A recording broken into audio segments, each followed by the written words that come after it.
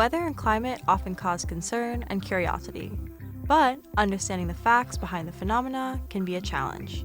We're here to help. From the University of Illinois, Urbana-Champaign, and Illinois Public Media, welcome to Weather Realness, a weekly podcast about the skies above Illinois and the world.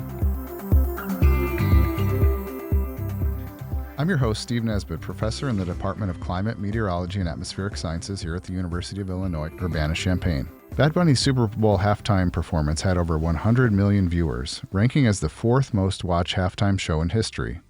And you may be wondering why we are speaking about this on Weather Realness this week. Well, it featured many of Bad Bunny's hits, and the sets and designs were focused on Latin culture, which many people from the Latin community resonated with. But this show also had references to Puerto Rico's underlying history with climate issues, extreme weather events, and how it has impacted the archipelago. So the most extreme example of how climate has impacted the island of Puerto Rico was high-end Category 4 storm Maria on September 20th, 2017. The first pictures now coming in from Puerto Rico after taking a direct hit. Hurricane Maria slamming into the island, and as you heard, one official saying the island is destroyed. Just shy of a Category 5, this is the strongest storm to hit Puerto Rico in nearly 90 years.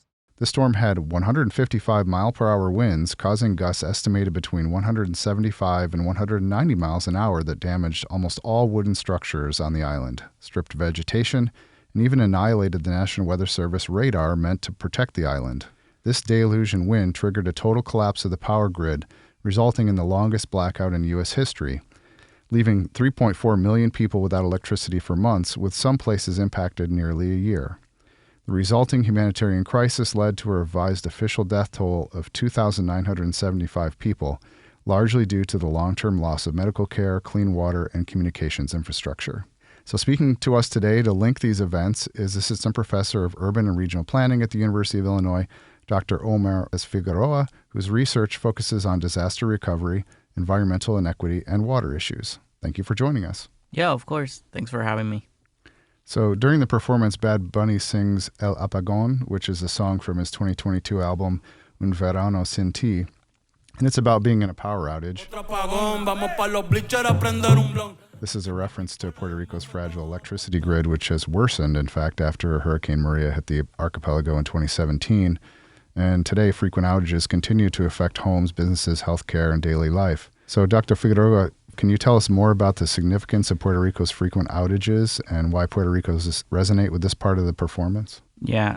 So to talk about that, we got to go back a little bit and mention a little bit of the history of how that Luma, which is the company that is basically in charge of generation and distribution and billing in Puerto Rico. So after Hurricane Maria, and I should say that also, during 2017, we had also hurricanes Irma. And so those like back-to-back hurricanes really had an impact on what unfolded in Maria. So after 2017, the government at the time decided that they needed to do something about it, right? And so they decided that the best way, or I guess the approach that they wanted to undertake to repair and quote-unquote like improve the power system was to like privatize the energy grid. And so that had a lot of opposition from grassroots movements and people on the island that argued that privatizing the grid wasn't going to have, it wasn't going to result in a better grid and better services and even cheaper cost, right? But at the time, Governor Ricardo Rosselló decided that that was the way to go. And so his government was led by neoliberalism policy, so that was kind of like in line with her political views. And so in 2019, Governor Ricardo Rosselló was ousted. And so this is something critical to mention because Bad Bunny was also involved in part of the protest and bringing awareness in, corruption cases and the death during Hurricane Maria, that it was a direct result of government mismanagement, right? Hubieron muchas personas que salieron a manifestarse por primera vez, que quizás tenían el miedo, pero ese miedo se acabó. Puerto Rico no se va a dejar. Bienvenido a la generación del yo no me dejo, los quiero Puerto Rico. And in 2020, however, the government in power signed the contract for Luma, which is the company that we have right now. So Luma, from the get-go, that was a very sketchy contract. It wasn't really like the bidding wasn't public, and so there was a lot of issues there. But a couple of things that end up having an effect in what has eventually unfolded was that first of all, when Luma took power of the grid, 3,000 employees from the public energy grid company were sent elsewhere. So that means that knowledge of like how the power grid works was like lost. So that was one of the issues. The other thing it was that Luma wasn't gonna invest in the new in repairing the grid that I should also said that has previous local governments didn't invest in the power grid. So there was an issue of disinvestment for like years and decades on the power grid. And so what Luma was gonna do was to manage, I believe it was like $10,000 million that were assigned from the federal government, and use that money to do the repairs to the power grid, right? So they weren't invest from their own pockets to improve the grid. So they were going to use the money assigned from the federal government. And so we knew that coming in, like those two issues they weren't going to result in better conditions for the people of Puerto Rico. And so that was like 2021. And so the contract became in effect, and that first year it was a disaster, a lot of like rolling blackouts. And so that's when the crisis started like unfolded, right? And so, a couple of things that happen when the power is out, especially for the elderly, that means that there's no, power for like storing like medicine. We have a very high population of old folks that need like ventilators and storing like insulins and things of that nature. So definitely they're one of the people like highly impacted by these power outages, and also in the educations and the kids, right? Not having electricity and making difficult to study for them, doing homework, right? And so those are, two things that have an impact in terms of the water grid. Not to say that also they have hiked the prices. And so that's also another layer that we all knew the new company didn't translate in better conditions or cheaper, and by all means has been like worse conditions and even like more outages and a worse system, right? And so I think all of those things, Bad Bunny brings it, and he has a couple of songs. I was doing my homework last night, and so there's two other songs that he mentions issues about power outages, and I think how does it feel to not being able to rely on electricity when you're in Puerto Rico, right? And so we need electricity to do almost everything. So I remember him telling in an interview that when he gives a concert in Puerto Rico, it's like the only, I guess not the only, but one of the few places that he has to think about bringing generators in case electricity goes out, because it will, right? So yeah, that's a little bit of the background and things that happen, and I think that Bad Bunny is able to bring those things into their song, into their music, and he very explicitly brought it to the Super Bowl with the energy transformers and people dancing around. And I was surprised to see that, because people that may not be aware of what's happening in Puerto Rico, they're like, but why they have some energy poles there, and so I think like very subtly but very clear, he brings that awareness, and I think then people start asking the questions of like why and how he did those things. Yeah, it was quite ironic to me to see, basically the pinnacle of American capitalism with this message that we don't even take care of our own people. That was very ironic and was, impacted me. Yeah, I think that also maybe this is more implicitly. I think it also brings this idea of like resiliency of people in Puerto Rico, right? And so I think one of the movements that we have seen in recent years and coming out of the just transition framework and people trying to generate their own energy, because we know that in the island, not only that fossil fuel is not going to carry us forward, but that we're in a crisis, and we need to be able to address that crisis. Is communities coming together, organizing, and creating their own like mini grids. And so we have a very important and I guess now kind of like famous case about microgrids in the heart of the mountainous chain of mountains, la Cordillera Central, in Adjuntas, so Casa Pueblo. If those are of you that are interested, and a grassroots organization that started pushing back against the mining of their hometown. And so they have come up with different projects. And so one of the big and most recent projects out there is creating these like microgrids within the communities. And I don't mean to say like connecting just 1-2 houses, but also, the bakery, the pizza place, and making sure that the people in the community have power to go on their day-to-day, and they don't have to rely on that infrastructure that by all means it's have been gutted and bleed out. So within Puerto Rico, obviously, if you visit, you see there's a lot of differences in sort of socioeconomic statuses, just like here. Were there different communities impacted differently in Puerto Rico? And how does that sort of intersect with the geography of the island? Yeah, I think that brings an issue of like justice, right? And who gets to bear the brunt of the impacts of a hurricanes more deeply. So definitely the rural parts of the islands were deeply hit, and they also have the highest percentages of poverty rates on the island. So definitely rural areas were hardest hit, and because of like how the storm unfolded with the flooding, basically a couple of like towns were incommunicated, but basically not being able to communicate with their neighbors, right? Because it was like flooded. So definitely those rural communities tend to have a higher poverty rate, were definitely impacted. But also in urban areas, we also have like high concentrations of low-income communities.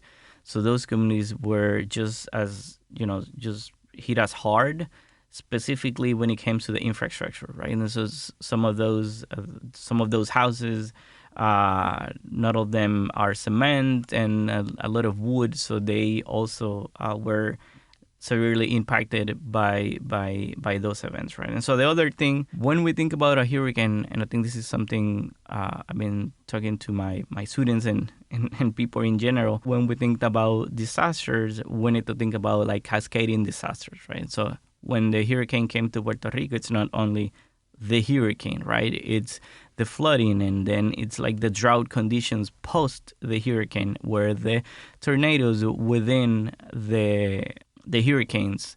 And so all of those things, like you put them together and then you drop them in Puerto Rico that has been battling an economic recession for years, that the power grid was already fragile, that we had high movement migration, changing migration pattern that led to our workforce moving abroad. So we have less of that. And then you have also the economic recession from 2008. So you have kind of like a perfect storm with everything that unfolded. So I think those social and political conditions is important to understand. So when we think about the complexities of the case of Puerto Rico, like yes, it was hit by back-to-back hurricanes, but also the social political conditions on the island, and then the cherry on top. So I leave it for last was what is called PROMESA, which is the Oversight Fiscal Control Board. So Puerto Rico as a territory, it cannot file for bankruptcy as any other city, like Detroit was kind of like a very famous case of that. And so basically Congress has to like pass a law for Puerto Rico to be able to file for bankruptcy. And so what that law created, 6 to 7 people that it's in charge of the debt of Puerto Rico, right? And so what that means is that those people have the power of governing the island. Because the role of the board, it's paying back bondholders, right? It's not improving the economic, the education.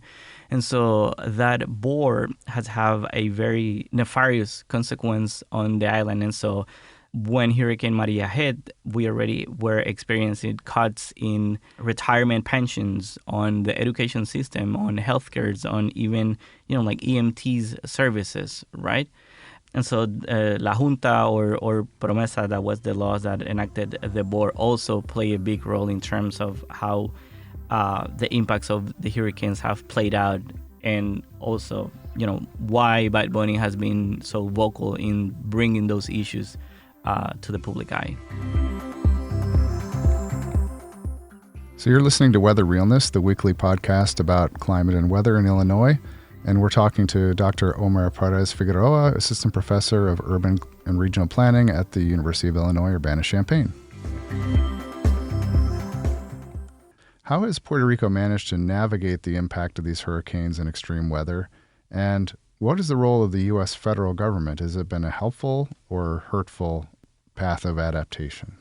My background is that I've been working and supporting grassroots organizations in Puerto Rico for a long time now, I guess more than 10 years. One of the focus of my research has been working or supporting what it's called community aqueducts. And so these are rural systems that basically people came together and to build their own water system, right? And so kind of like the why of what they did it is that because in rural parts of the island, the main water grid doesn't reach them. So basically, they took it upon themselves to come together and organize, to being able to not only build the infrastructure to the pipes and the plumes to take out the water, but also to build an organizations around the issue of how we're gonna give access to water, right? And so I studied how this system have been able to resist some of the impacts of Hurricane Maria, and also, the implications of the sociopolitical system that has kept them with limited resources, right? But I think one of the things that my research highlight is what's the role of networks.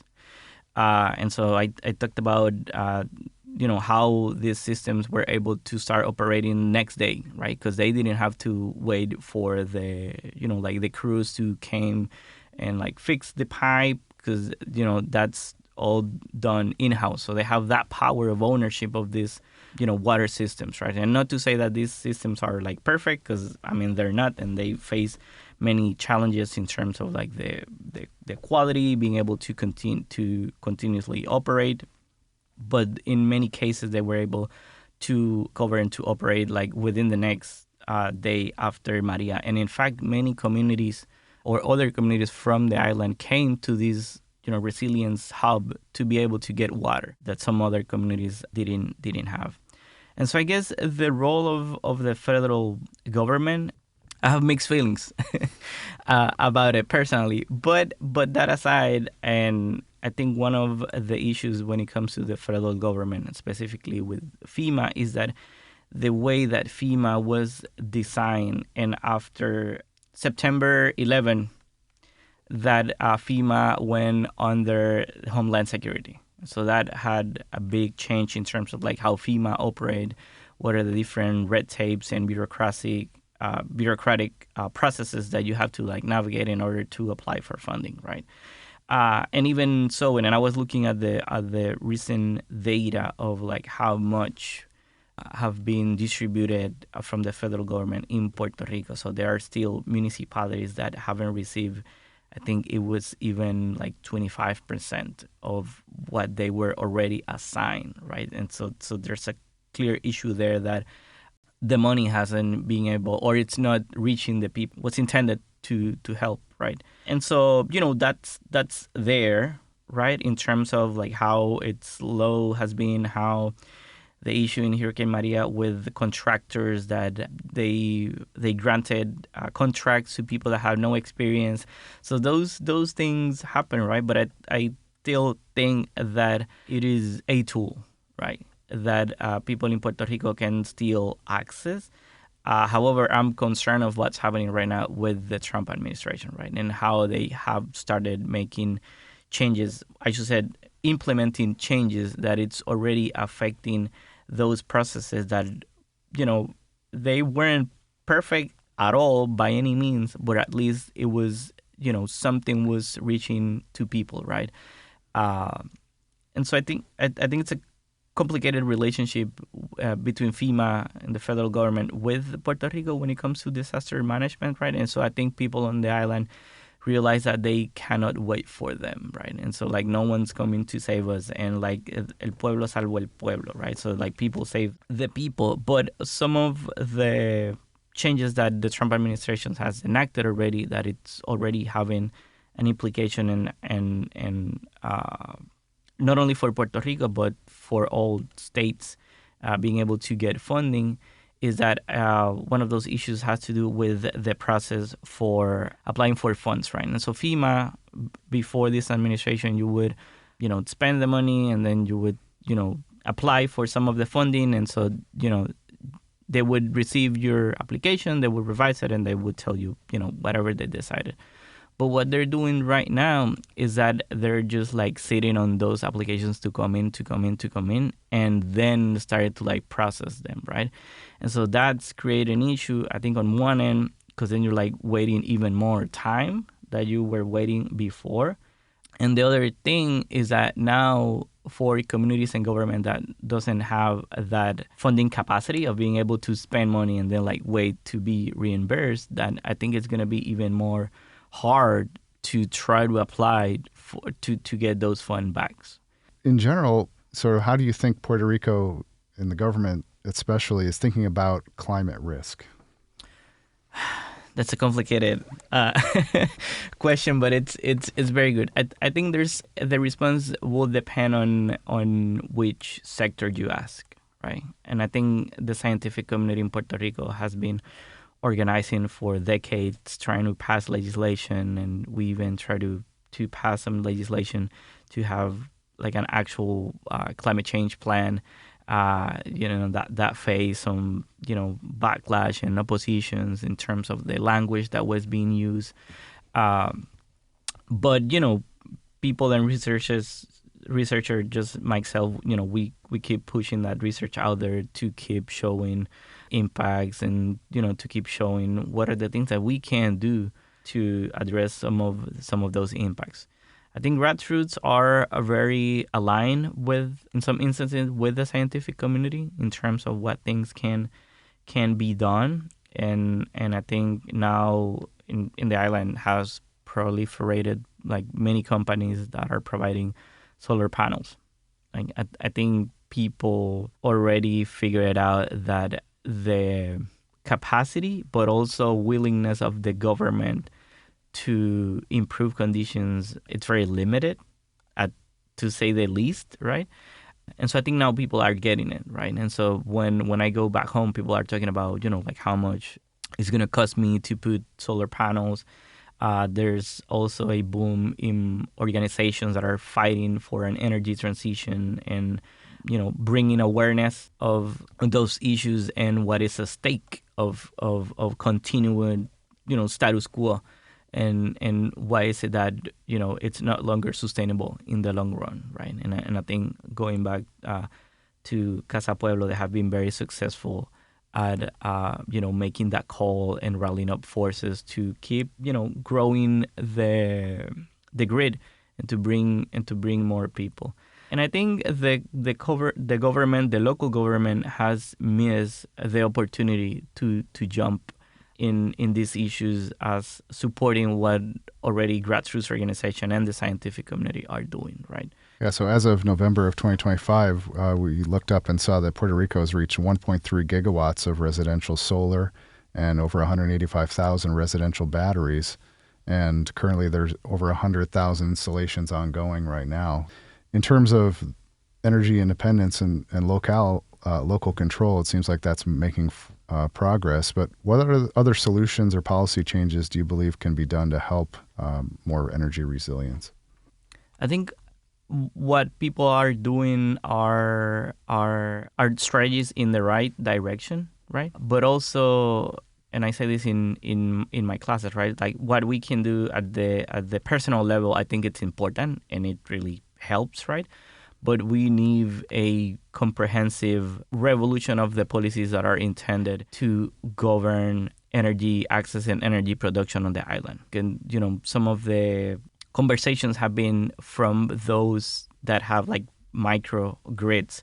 Could they sell back some of that energy, right, and generate revenue, right? What does it lead us? And creating policies that those type of approaches can be supported, right? And so as a way of also fostering like economic benefits for the communities. But I think also we need policies to preserve our land. I think there's a current debate on the island that, many contracts have been given to big hotel chains to build on protected areas, right? And so one of the famous cases right now is Costa Serena. It's not the only one, but it's one of the ones that had caught, I guess, media attention. And so that worries me, right? Because, the local government has been very efficient of getting down environmental regulations. And so we don't have regulations in place right now to prevent those type of developments that continue to deepen the environmental crisis on the island. So, moving forward, we need a strong regulation framework that I should say at some point we had. So I think bringing back those regulations would help then, pave the way forward of a just energy transition, right? Because we need to transition out from the fossil fuel, but we need to do it in an equitable manner, right? If the same people are owning the same big projects and, the benefits are not trickling down to the people that need it the most, then we're not really doing anything. Omar, thank you for joining us. Yeah, of course. Thanks for having me. Dr. Omar Perez Figueroa, Assistant Professor of Urban and Regional Planning at the University of Illinois Urbana-Champaign. For those of you just tuning in, you're listening to Weather Realness, the podcast about weather and climate in Illinois. I'm Steve Nesbitt. Have a weather or climate question you want us to tackle? Leave us a voicemail at 217-333-2141 or email weatherrealness@illinois.edu. Funding for this podcast is partially provided by the Backlund Charitable Trust.